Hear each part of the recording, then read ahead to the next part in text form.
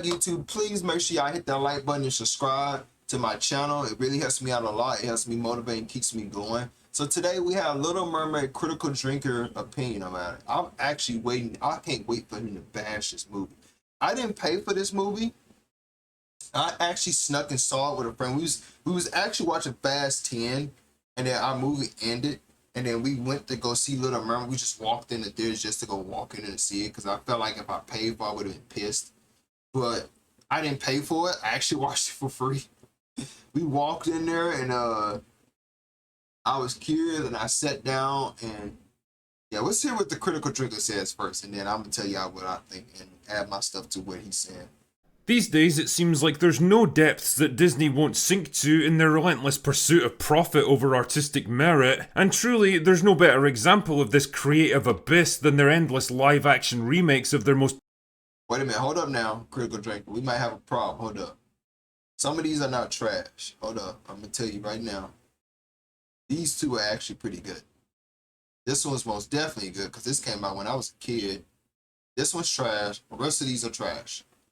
popular animated movies, basically the entertainment equivalent of the pod people from Invasion of the Body Snatchers. Superficially, they might resemble the friends and family you once trusted and cared for, and even emulate some of their mannerisms and behaviours, but behind the pleasing facade, they're something very different. The vital spark, the individuality, the very soul that made them who they were has been brutally erased, leaving behind an empty, emotionless husk of what they once were. Which brings me neatly along to The Little Mermaid, a film dogged by controversy and backlash, saddled with sky-high expectations, and of course, reimagined for modern audiences. It's a film that everyone seems to have an opinion about, and whose success or failure could mark a sea change in the landscape of— By the way, when I was watching this, Halle Berry, she has some huge breasts.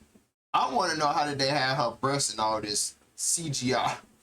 The CGI in this movie was so ugly. I'm just like, I was waiting for her the little broad cap thing she had on her boobs. I was just waiting for it to pop off at some point because I'm just like, bro, she's a D cup. Like she has huge breasts. Huge. modern cinema. But can it really hope to keep its head above water, or will it be dashed on the rocks of failure? There it is. And you know what's funny? I heard it did way worse in Japan. Like Japan didn't even buy no tickets, so they didn't even make no money in Japan because you know there's this whole race thing in Japan. I don't know if this is true or not. Please let me know in the comments down below. But my race, the black people are like, Japan hate our kind. Like I guess because of the way America painted our people to look really, really bad and stuff. And Japan and them is like, yeah, Little Mermaid's black now, or word, yeah, delete, burn this junk down.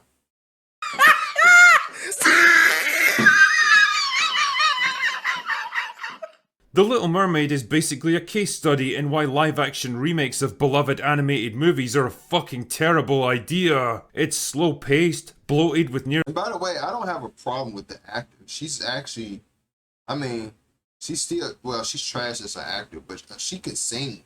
I will give her that. She can sing really, really good. I mean, really good. But everything else, garbage.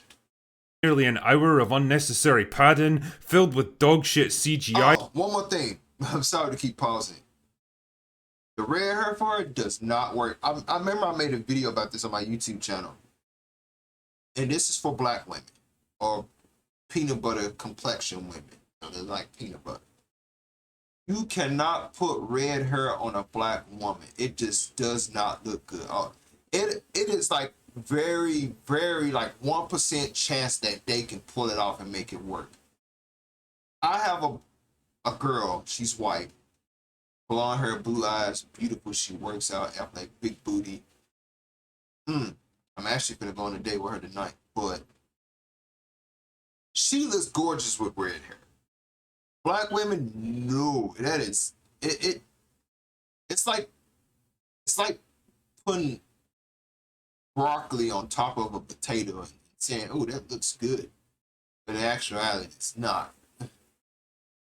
And nothing against her. She looks okay with it, but again, it just doesn't work. And then the water with her hair looking all twisted up is just, I don't know, just terrible. But it looks good on white girls. Hell, I even dated a redhead. It looks good on red hair girls. Hell, Japanese girls can pull off red hair. Chinese girls can pull off red hair. But with a black girl, it just looks disgusting.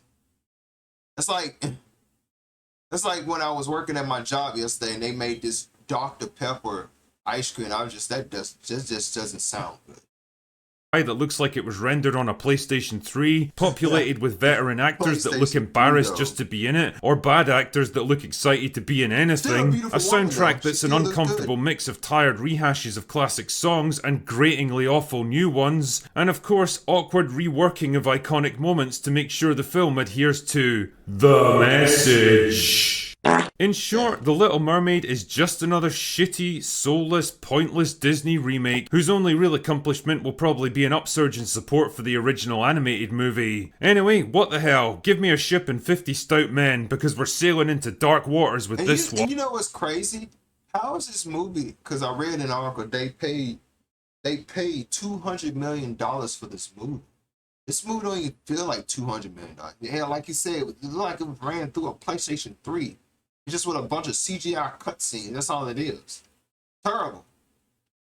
Now, normally this is where I'd give you a detailed plot breakdown, but that would be kind of a waste of time in this case, because if you've seen the 1989 animated movie, then you've basically seen this one too. It's pretty much a beat-for-beat remake of it. Halle Bailey plays Ariel, the wayward teenage daughter of King Triton, who's fascinated by the world above the waves and longs to explore it. And when Eric, the young prince of an island kingdom, almost drowns in a shipwreck, she defies her father's warnings and saves his life. Her desire to be part of Eric's world eventually brings her to the sea witch Ursula, who offers to turn her into a human being in exchange for her voice. Many wacky shenanigans ensue, and Ursula eventually betrays Ariel and turns into a giant sea monster that has to be defeated so that Ariel and Eric can live happily ever after. So if it's the same exact story as before, then what's the problem, you might ask? Well, the first issue has got to be the length. The 89 version clocked in at just 83 minutes. Like I said, why her hair is in twist?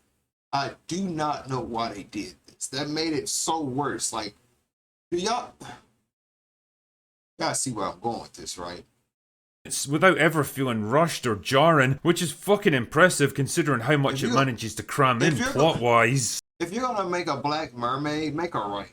You know what I'm saying? Long hair, no twists, no dreads, just long, beautiful red hair. This one, on the other hand, drags on for 135 minutes. That's almost an hour more, and Jesus Christ, you really start to feel that extra length after a while. Just like Tatiana. Like I say, it's not as if the script adds anything substantial to justify the extra runtime either. Everything's just slower and clunkier than it was before. Conversations drag on longer than they need to, transitions and action scenes are flaccid and bloated, and minor characters that are supposed to be there for comic relief get way too much screen time. Even the dialogue feels like it was written with absolutely no understanding of what happened in the previous scene. Like, at one point Ariel retreats into a grotto after an argument with her father, and when Sebastian tracks her down there, she literally asks him, "How did you find me?" "Oh, I don't know, Ariel. Maybe it's because you come here every fucking day of your life. You don't exactly have to be Hercule Poirot to work this one out." All of this stuff adds up to a sense of crushing and frustrating inertia. I was bored out of my arse and scrolling through my phone after the first 30 minutes, and that was with a bottle of fine whiskey to keep me amused too. God only knows how little kids raised on TikTok videos and high fructose corn syrup are supposed to sit in a crowded movie theatre and watch this shit. The second issue is the visuals. There's no easy way of saying this. This movie looks like dog shit. I've coughed up things that are more aesthetically pleasing than this movie. The vibrant and colourful underwater world of the animated film has become a dark, dreary, badly rendered hellscape here, and the occasional flashes of garish colour only serve to emphasise how fucking gloomy and depressing the rest of it is. The CGI is also some of the worst I've seen in any mainstream movie ever. I was just finna say that the CGI was terrible. Horrible. I'm glad I didn't pay for this. Well, almost. All the mermaids move with this weird, jerky, unnatural motion. The fluidity and the graceful elegance of the animated film is nothing but a distant memory here. This looks exactly like what it is. A bunch of actors in mocap suits getting pulled around a giant green room. How did this cost $200 million? He said the same thing I said. This cost $200 million. I feel like this was a $50 million budget movie. I ain't gonna lie to a lot of y'all. It's the same deal with the animal characters. Remember Flounder, Sebastian and Scuttle from the '89 movie? Remember how expressive and charming they were because the animators didn't have to worry about rendering photorealistic animals with human behaviour? Well, forget about that because now we've got Sebastian who looks just like an actual crab, or Flounder who's literally a fish that talks. And as for Scuttle, played by Aquafina... Are you listening to me? Yes. Tell me, who exactly thought it would be a good idea to cast an actress with the voice of a 70-year-old chain smoker in a role like this? Listening to her sing is the audio equivalent of having my ears raped by a dildo made out of broken glass. Remember my song in the swamp when I was like, wham, chicka, wham, wham, chicka, wham. I'm glad, you know, it's funny because I actually fell asleep on the singing. Singing in this movie was just terrible. I was literally like this, praying for it to be over, and then I finally dozed off and then got on my phone for the next hour and a half. The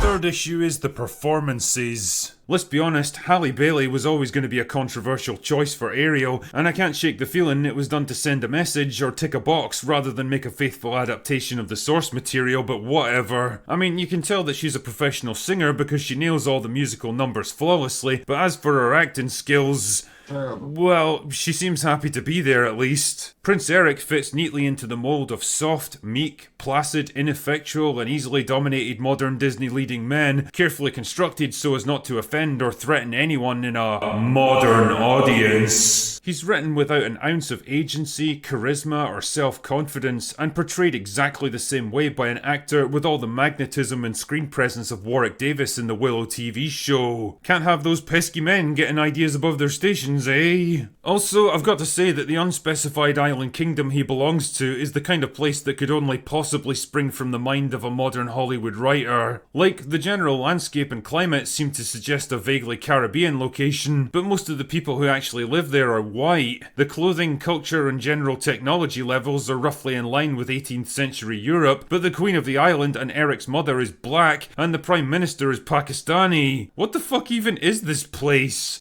Bro, I saw this, bro, and I was like, did they literally go to Pirates of the Caribbean, cut out a shot from there, put it in here, and then take the characters from that movie out and then put them in here? I was like, what even is this? It just looks so bad, y'all. I love how no matter what historical era or location it's meant to be set in, I was actually waiting for Jack Sparrow to pop out and just be like, yeah, at ease. every Disney movie seems to be more Captain diverse than Jack downtown Sparrow. Los Angeles. It's also nice to know that the film carefully obeys the golden rule of modern writing that no woman can ever possibly get rescued by a man. Like, remember in the finale of the '89 movie how Prince Eric bravely took control of the damaged ship and steered the prow right into Ursula's chest, just as she was about to kill Ariel, saving her life just like she saved his earlier? Well, those outdated ideas of heroic self-sacrifice have got no place in modern Disney movies, where women are all portrayed as unstoppable, all-conquering badasses, and men just need to step aside and make way for them. So naturally, Ariel takes control of the ship and saves the day instead, despite having absolutely no experience or understanding of sailing ships or how they function. Well, that's definitely shite. None of that matters though, because this strong, independent young woman doesn't need some clumsy man to help her. She can jolly well save herself, damn it. You know, I would genuinely love. She still looks good though. The Halle that's playing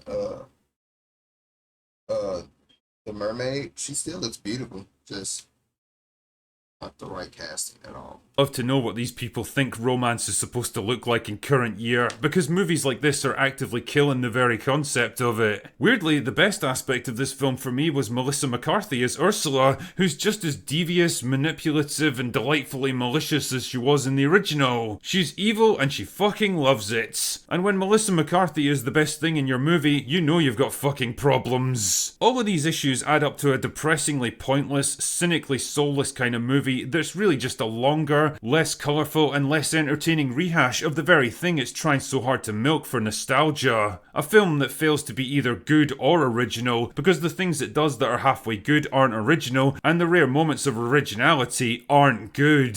And despite all the controversies and debates around race and representation, The Little Mermaid's biggest problem is that, well, it's just a bit shit.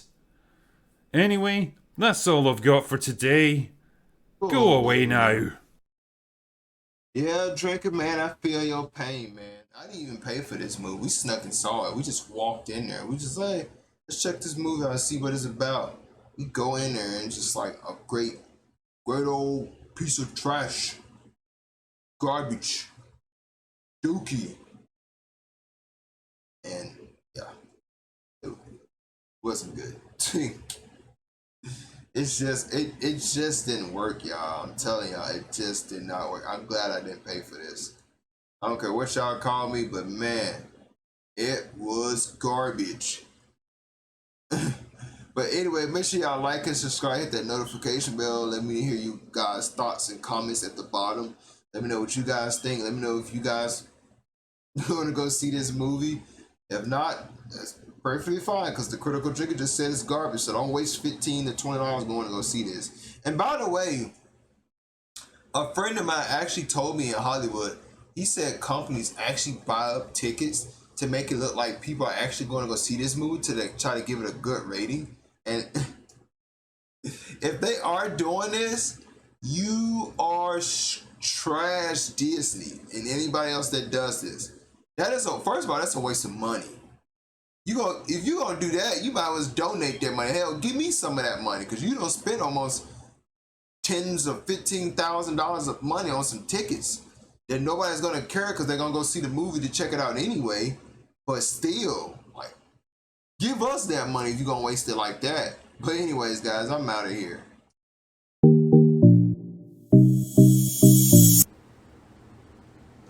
Let's check this joint on out, y'all.